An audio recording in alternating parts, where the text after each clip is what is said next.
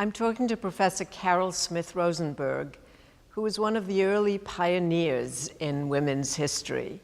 We're sitting in the New York Historical Society Library reading room, where Professor Smith-Rosenberg did most of her early work, and especially the work on the dissertation that became the first book. Alice, I just wanted to show you this book because you had been asking about what women were doing in the early period, the early national period.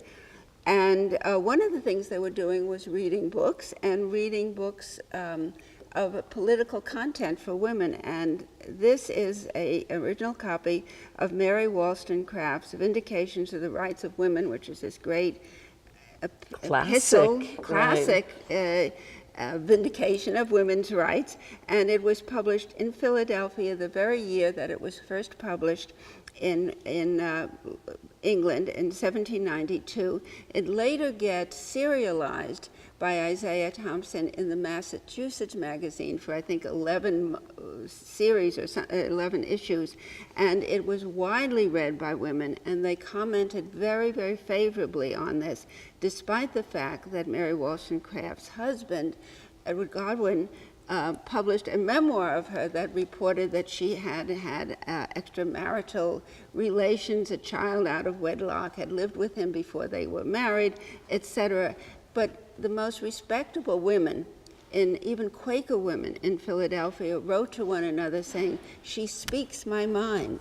Yes. Or another woman wrote to her daughter, who was married to Benjamin Rush, scolding her for not having read the book yet and for not writing to her reactions. So this was a very, very popular book, and a very, very important book to this day in terms of feminist thought.